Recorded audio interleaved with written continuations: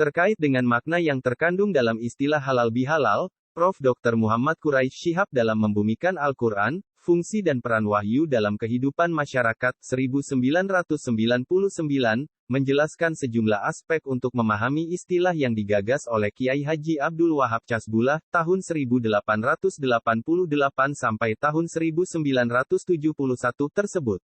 Pertama, dari segi hukum fikih.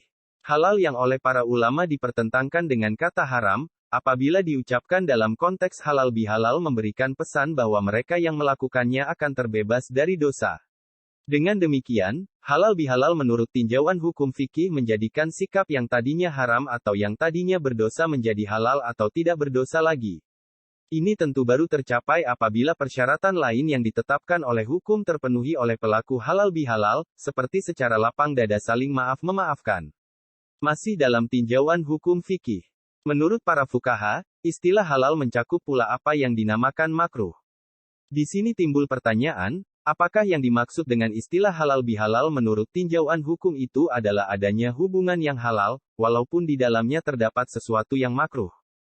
Secara terminologis, kata makruh berarti sesuatu yang tidak diinginkan. Dalam bahasa hukum fikih, makruh adalah suatu perbuatan yang tidak dianjurkan oleh agama. Walaupun jika dilakukan tidak mengakibatkan dosa, tapi dengan meninggalkan perbuatan itu, pelaku akan mendapatkan ganjaran atau pahala. Atas dasar pertimbangan terakhir ini, Prof. Quraisy Shihab tidak cenderung memahami kata halal dalam istilah halal bihalal dengan pengertian atau tinjauan hukum. Sebab, pengertian hukum tidak mendukung terciptanya hubungan harmonis antar sesama. Kedua, tinjauan bahasa atau linguistik.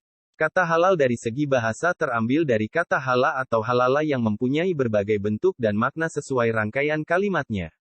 Makna-makna tersebut antara lain, menyelesaikan problem atau kesulitan atau meluruskan benang kusut atau mencairkan yang membeku atau melepaskan ikatan yang membelenggu.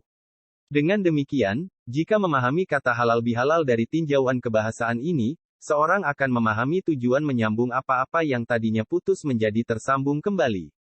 Hal ini dimungkinkan jika para pelaku menginginkan halal bihalal sebagai instrumen silaturahim untuk saling maaf-memaafkan sehingga seseorang menemukan hakikat Idul Fitri.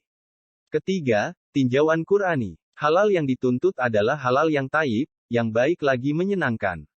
Dengan kata lain, Al-Quran menuntut agar setiap aktivitas yang dilakukan oleh setiap muslim merupakan sesuatu yang baik dan menyenangkan bagi semua pihak. Inilah yang menjadi sebab mengapa Al-Quran tidak hanya menuntut seseorang untuk memaafkan orang lain, tetapi juga lebih dari itu yakni berbuat baik terhadap orang yang pernah melakukan kesalahan kepadanya. Dari semua penjelasan di atas dapat ditarik simpul bahwa halal bihalal menuntut pelaku yang terlibat di dalamnya agar menyambung hubungan yang putus, mewujudkan keharmonisan dari sebuah konflik, dan berbuat baik secara berkelanjutan. Pesan yang berupaya diwujudkan Kiai Wahab Casbullah melalui tradisi halal bihalal lebih dari sekadar saling memaafkan, tetapi mampu menciptakan kondisi di mana persatuan di antar anak bangsa tercipta untuk peneguhan negara. Sebab itu, halal bihalal lebih dari sekadar ritus keagamaan, tetapi juga kemanusiaan, kebangsaan, dan tradisi yang positif karena mewujudkan kemaslahatan bersama.